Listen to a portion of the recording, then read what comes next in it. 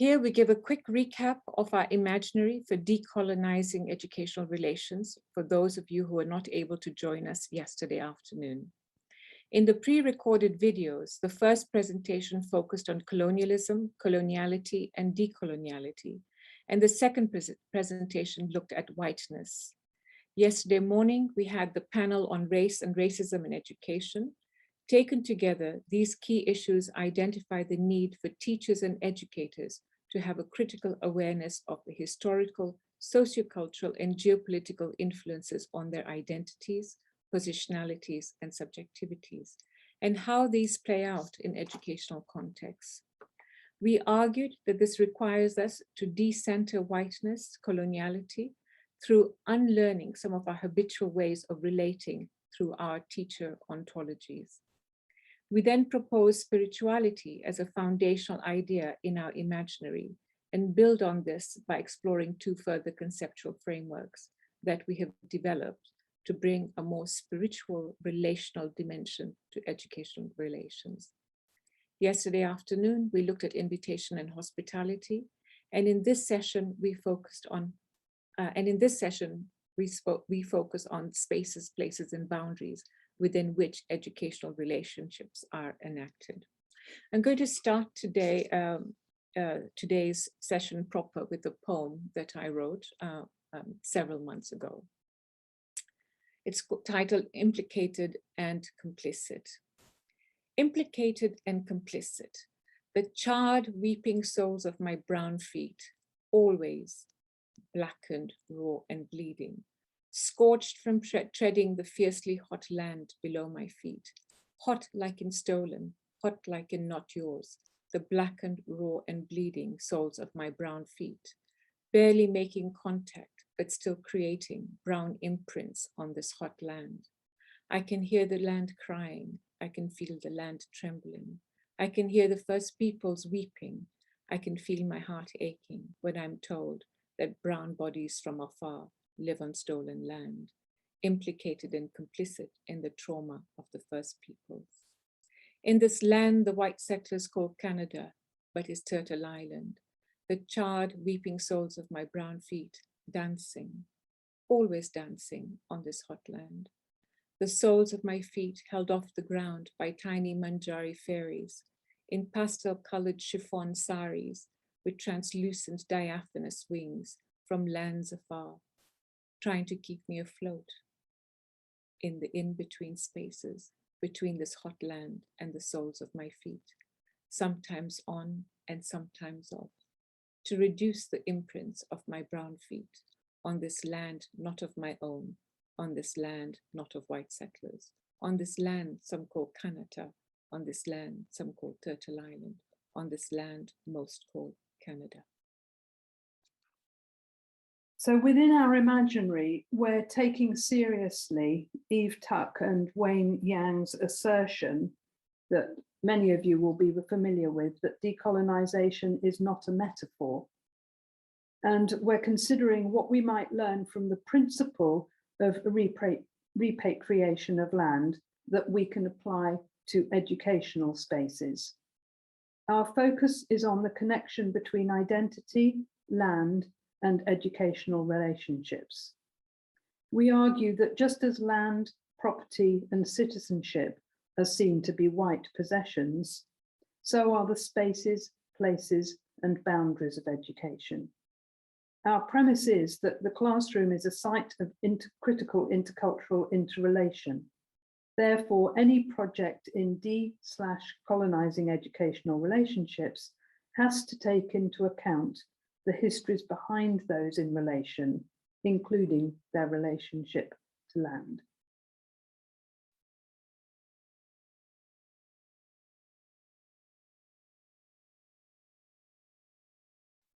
British relationships with land are inextricably tied to what Eileen Morton Robinson in 2015 calls the white possessor. The colonial desire to possess land in order to dominate and control is mirrored in education, where practices such as shown in the picture here reinforce and reproduce what we describe as colonial relations of power. For example, this image of a lecture theatre is about Eurocentric ideas of mass education and cost effectiveness. But what does this enable and constrain in terms of equitable relational connections? It is clear who feels ownership of this space and who has the power to control the type of relationship that might be created in it. In this seminar, we therefore explore the concept of ownership, beginning with perspectives from 3 Indigenous communities. We then share a narrative based on our own experience that led us to theorizing about spaces, places, and boundaries of education from an identity perspective. In this slide, we're exploring the Australian idea of belonging to the country. For the first Australians, country encompasses an interdependent relationship between an individual and their ancestral lands and seas. Dennis Foley explains that the land is the mother and we are of the land. We do not own the land, rather the land owns us. The land is our food, our culture, our spirit, and our identity. In the image, Jack Dale Menganen, an Australian Indigenous artist, depicts his and his ancestors' connection to country, a connection that dates back thousands of years. Menganen's painting of family land is in the form of what Westerners might call a map. It is a prime example of land claim paintings, with their correlating landscape markers of hills, waterholes, and traditional journey lines that have been used to return country to its traditional owners. Morton Robinson, an Australian Indigenous scholar, explains that when Aboriginal people talk about country, it is spoken of like a person. Belonging to country means something that is outside Western ways of thinking, which legally include written forms of proof of ownership, and which position Indigenous peoples as not belonging anywhere, and the land as terra nullius. And it was this British idea of terra nullius, land belonging to no one, that enabled British colonisers to claim the land as British sovereign territory.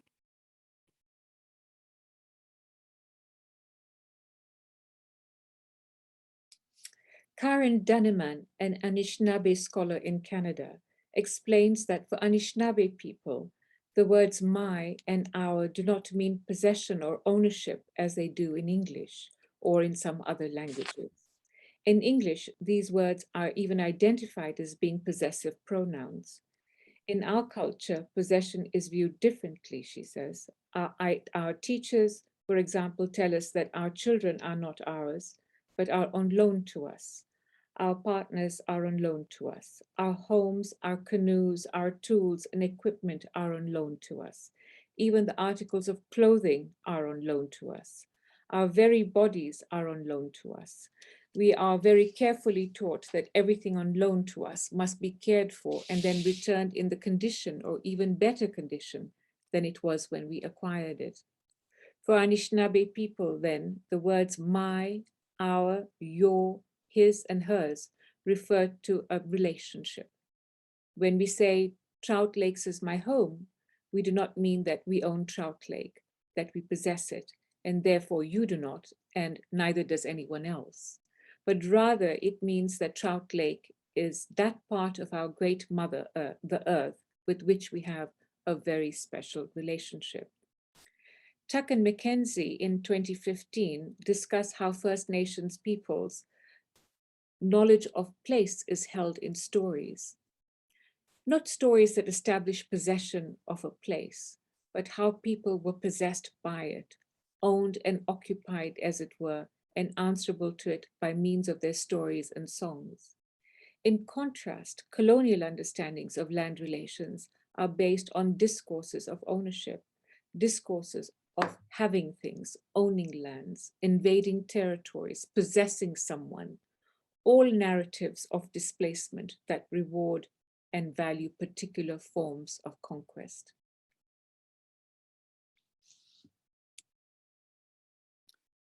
In this next example, Jonathan Lear, in his book Radical Hope, talks about how the Crow Nation survived in the face of cultural devastation.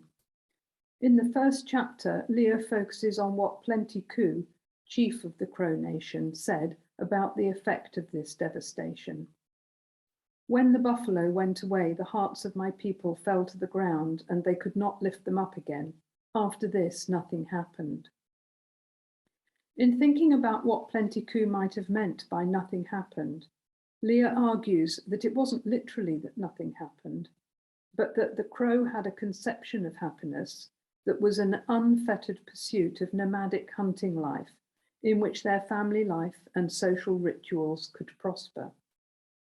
With the destruction of this way of life came the destruction of the end or goal of that life.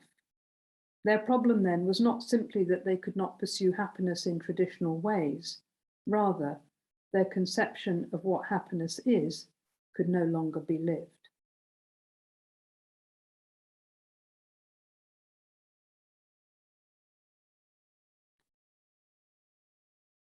Fatima?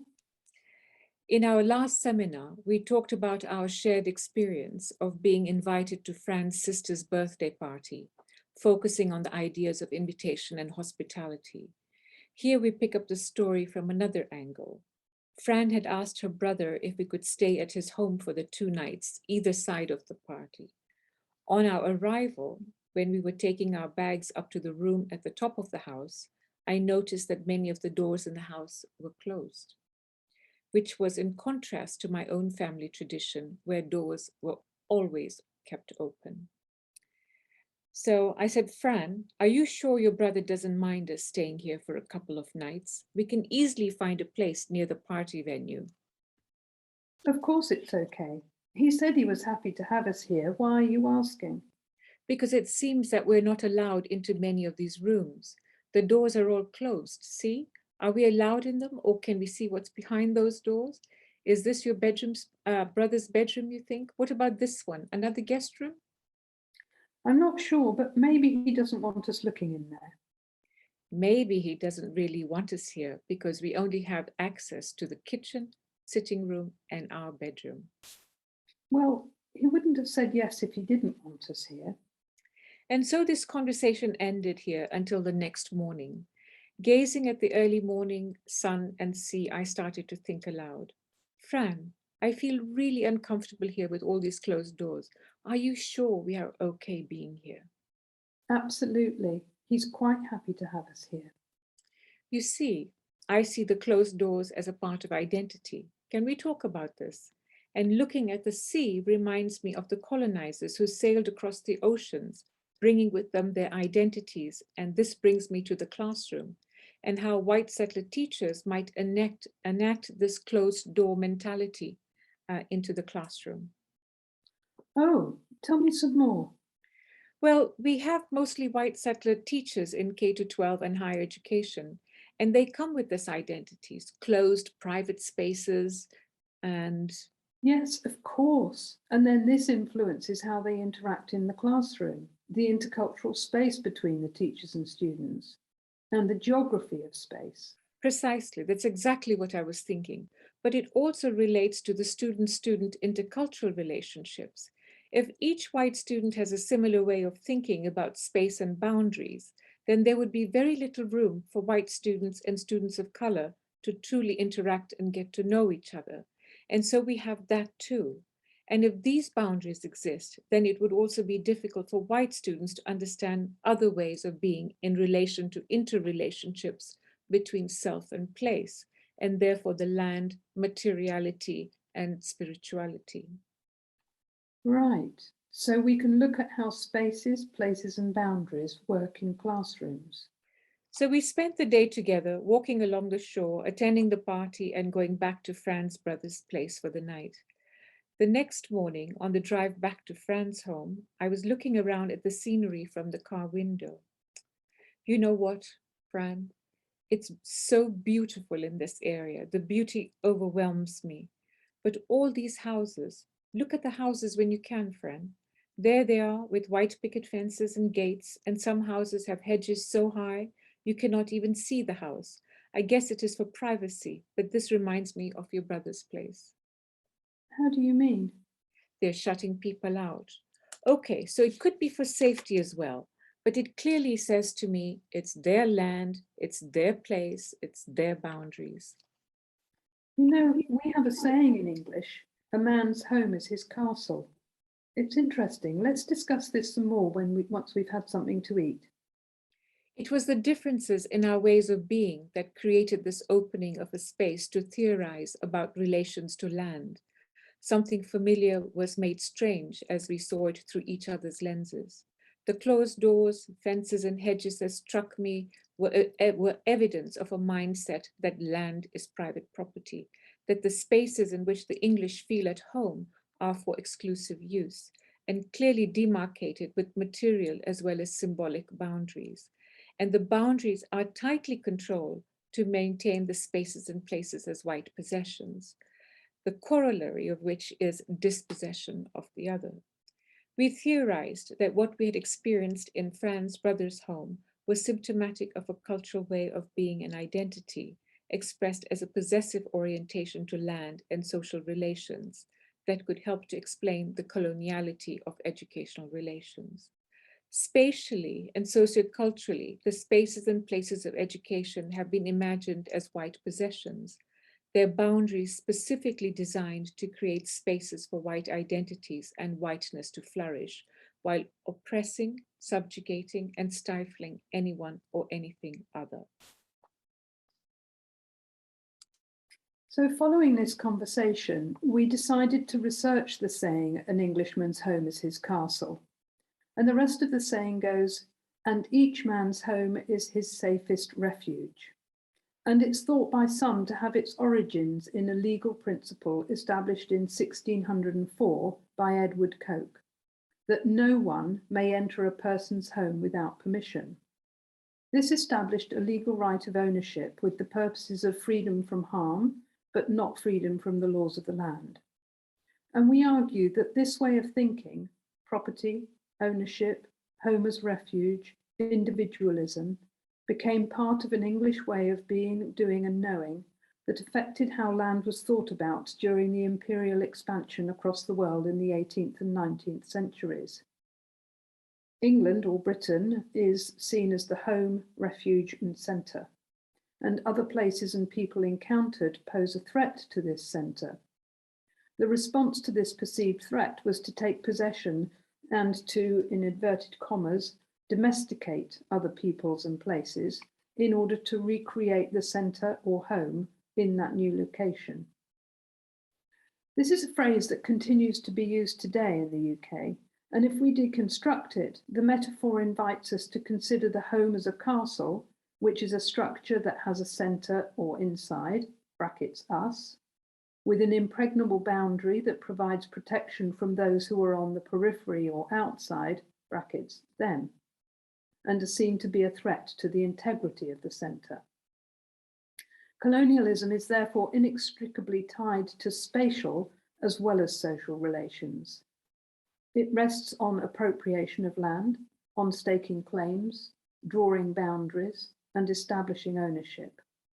Colonizers thought of land as an object to be used for their purposes, rather than as a being with whom we are in ecological and spiritual relation. Territories were renamed to reflect the language and culture of the colonizers, and a vocabulary of belonging, inside, outside, included, excluded, citizen, immigrant, us, them, developed. And we see this way of thinking in education, in the curriculum, its division into bounded subjects and disciplines, in its policies on inclusion and exclusion, in its securitization of space. For example, in a number of provinces in Canada, school districts have had a police presence in secondary schools, known as school resource officers, who are supposed to improve relationships between students and the police and to keep schools a safer place.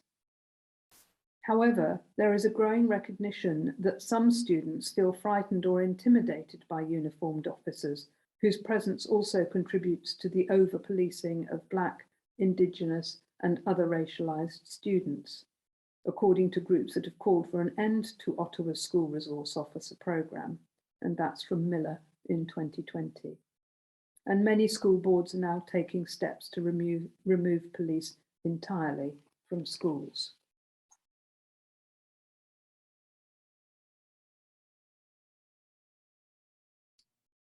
We then put our ideas in conversation with other scholarship on ownership, property, and possession, such as Ladson Billings' discussion of critical race theory as a methodology that reveals the connection between the legal structures of liberalism in the United States of America that tie property ownership to citizenship, and Morton Robinson's book, The White Possessive, who argues that protection from the intervention of others has its roots in Christianity, to the concept of divine right to sovereignty, which validated the British colonizers' right to claim ownership of the land and to imagine Australia as a white possession.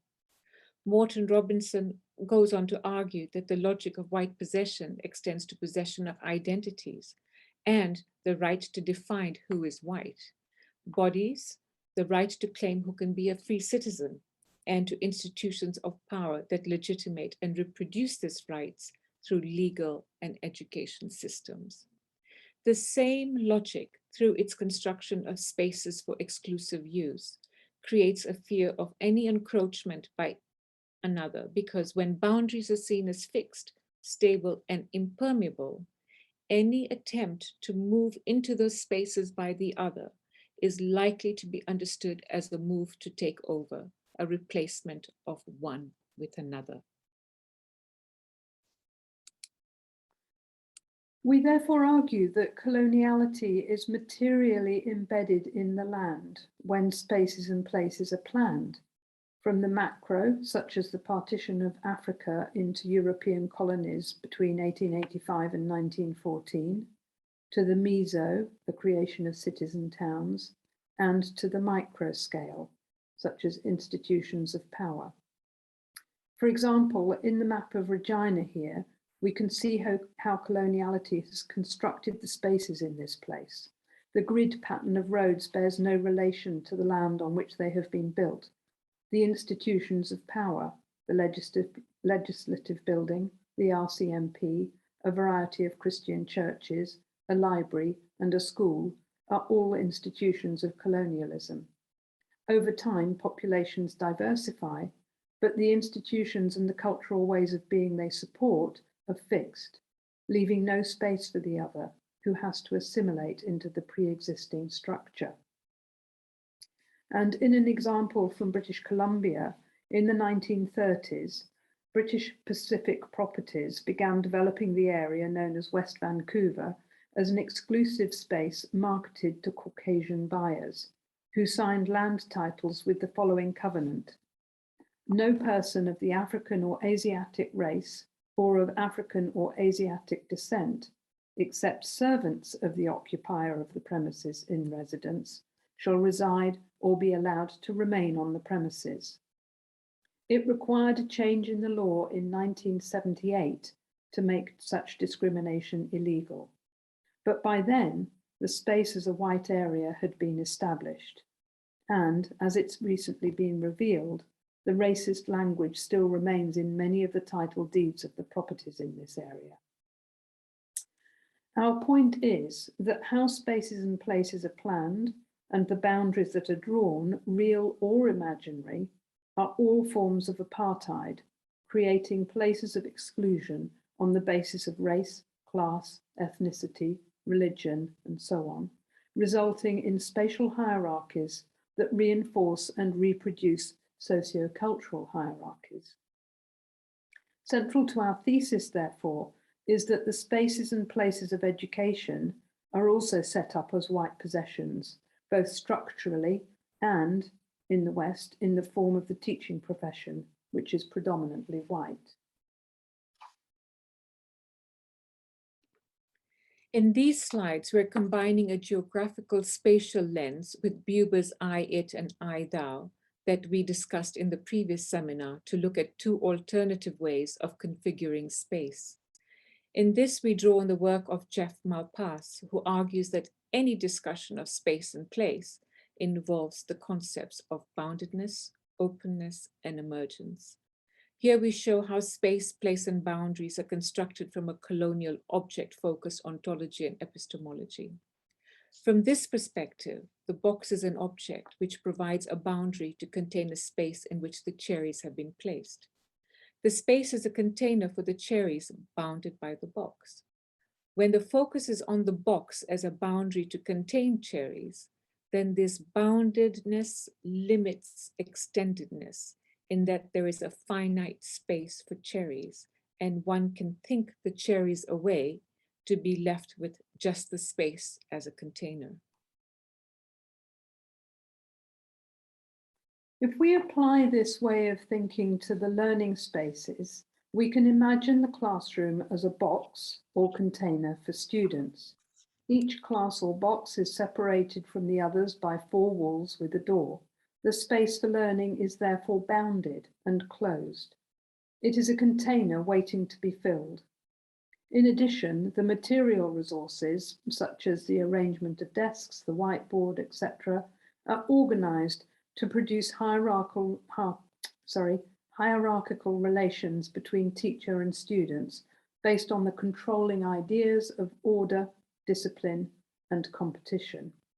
And, as McGregor points out, classrooms constructed in this way have been substantially reproduced without question for the last 2 centuries.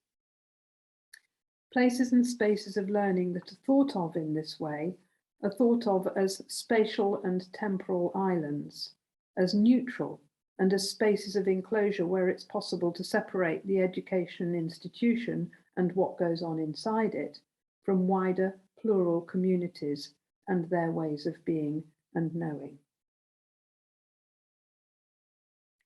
Here we show how space, place, and boundaries are constructed from a decolonial, relational ontology and epistemology. From this perspective, the focus is on the space rather than the box. One can think of space as just that open expanse, extending within and beyond the box, that is partially occupied by the cherries. One can think away the box to be left just with a space as that which is contained, the cherries themselves being modes of that space as modes of extensions. The key message Malpass is making is that space needs to be seen in relation to boundedness and openness, a kind of bounded openness. Furthermore, Malpass connects these to the concept of emergence, a coming forth that might itself be thought of as a form of movement towards, into, or out of, or a coming into being in that space. Within the idea of bounded openness, it is an openness that allows for something to appear within it, and as such, it allows for the thing that appears to emerge in an open rather than a predetermined or bounded way.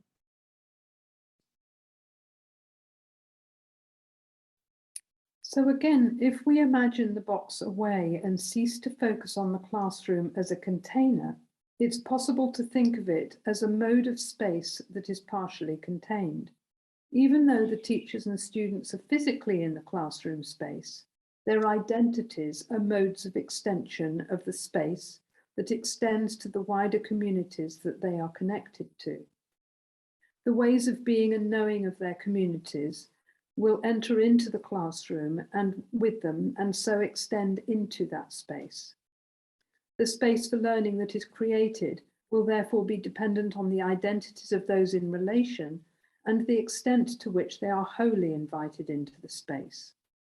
From this perspective, the educational relationship is both bounded and open, based on reciprocal dialogic interactions in which students find their place and where learning is understood as an emergent coming into being.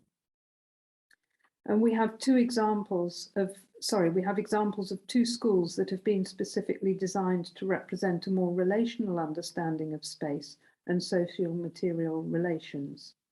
The first is Arcola Community School in Canada, I think actually in Regina. And the second is the Fuji Kindergarten in Japan, However, for the majority of us, the reality is that we are stuck with a bounded, enclosed space to work in. So the challenge is how to imagine the socio-cultural relations in such a space differently.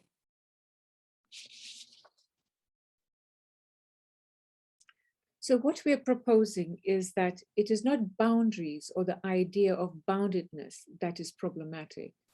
It is the ways they are thought of, who by, and how they are brought into being that are potentially closed or open. When the concepts of coloniality and the white possessive are deconstructed in this way, we believe it opens up the potential to reimagine spaces for developing colonizing practices. And we relate this to Anzaldua's concept of Nepantla, of which she envisions as, in quotation marks, a site of transformation, the place where different perspectives come into conflict and where you question the basic ideas, tenets, and identities inherited from your family, your education, and your different cultures. Nepantla is the zone between changes where you struggle to find equilibrium, suspended on the bridge between traditional values and the new ideas and perceptions, swinging between elation and despair, anger and forgiveness, between the outer expressions of change and your inner relationship to it. In the transition space of Nepantla, you reflect critically. Self-identity becomes your central concern. So in the next 3 slides, we look at how a teacher might develop different kinds of educational relationships with the students and the tensions that exist between the geographical physical space and the social cultural space. And in this diagram, black denotes the material elements of the space, indicating the arrangement of desks, chairs, and whiteboard. And whether these are arranged in rows facing the front as on the left, or in table groups as shown on the right, the space is bounded and fixed. Blue circles and arrows represent the teacher interacting with the students as if they are a homogeneous group. This is a classic colonizing doing to or I-it orientation. Power is enacted by the teacher to construct identities in an impersonal way. The curriculum is bounded and delivered without any form of differentiation and takes the form of what Freire calls banking education. Everything is contained with an emphasis on personal space and personal possession. Extending this to the school as a whole, we may all be familiar with teachers who are very territorial over spaces. For example, their cup in the staff room, their resources for their subject, something that is compounded by the hierarchy of subjects and forced competition for resources. The red circles and arrows represent the teacher interacting with the students. And in this case, with the students as, I've lost my place. The red circles and arrows represent the teacher interacting with the students as individuals. Here, the teacher is working in a more thoughtful way to ensure that everyone can be successful.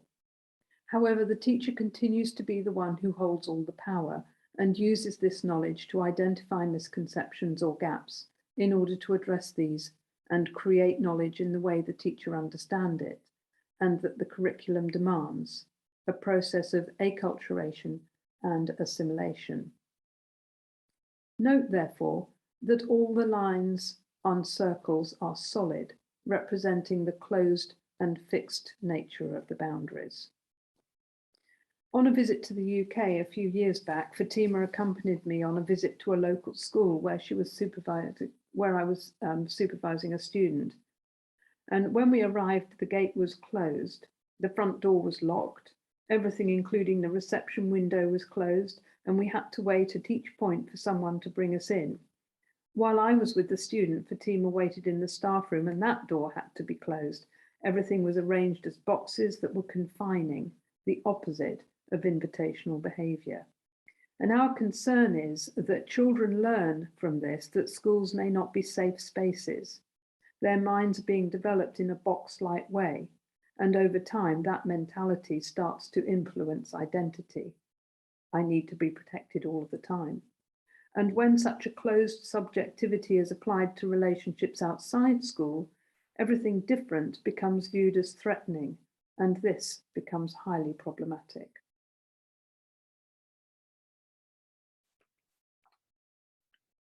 So I'm just letting somebody in. There we are. Okay, in this version, the red circles overlap to show the relationships as intercultural.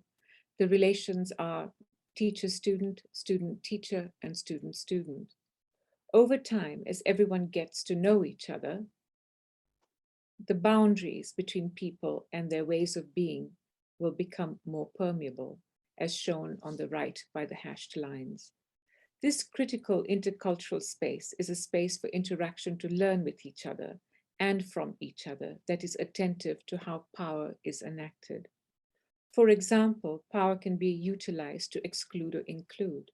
If the teacher starts to give up some of this power, which does not mean to give it up altogether or to absolve responsibility, it is possible to develop ways of working in which students feel they can participate and that their voices and knowledges are heard and taken up in the teaching.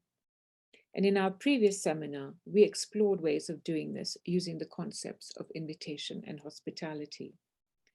These are the more I-thou dialogic interactions that Buber speaks about, in which the teacher creates an ethos of togetherness, of belonging, of individual and collective identities, and gradually over time, look at themselves as an interconnected, interrelated, and interdependent part of humanity, the living earth, the cosmos, to be human and to be humane. Each student and the teacher comes into the space with a particular identity and subjectivity, and through coloniality, humans have been conditioned to other people who are not like them. What we're trying to answer is the question of how we start to think differently about this.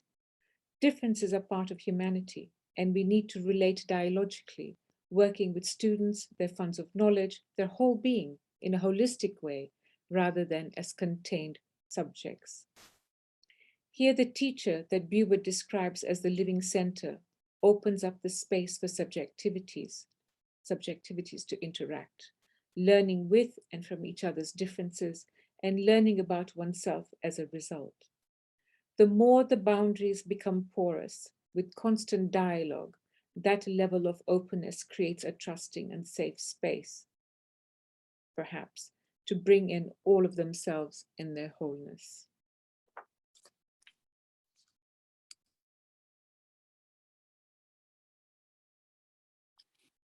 So if that is the case, then the living centre or facilitator imagines the space for learning as both bounded and open.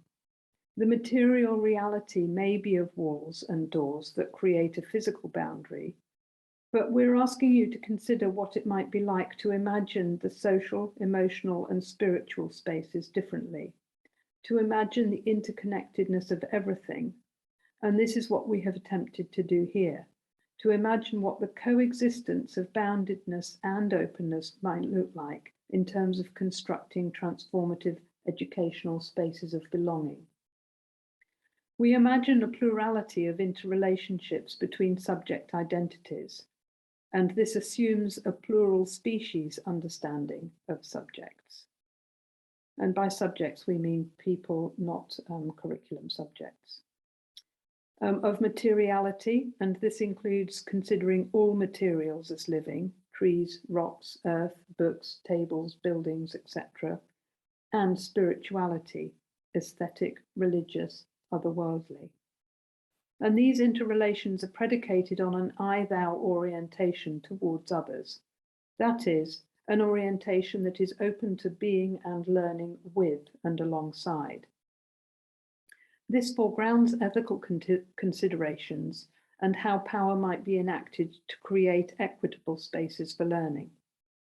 This means the teacher sharing of herself and her daily experiences in a genuine way as an invitation for students to share theirs, something we have been modelling, throughout this weekend, so that it's not a one-way street.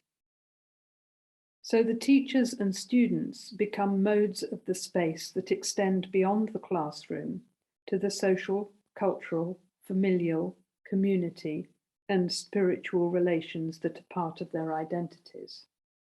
As this happens, the sense of individual and community identity will expand and become more fluid, shifting and growing with each interaction. And you can see that the T or teacher becomes L or learner, as all are learning together on a joint, authentic venture. However, as we have already mentioned, there are tensions between the bounded and the open. For example, teachers cannot abandon all claims to ownership of the learning environment or ignore government policies and the statutory curriculum. But they can approach the educational relationship with the intention of creating spaces for spiritual, intersubjective interactions in which there is an orientation towards difference that attends to the ways of being, doing, and knowing that students bring with them.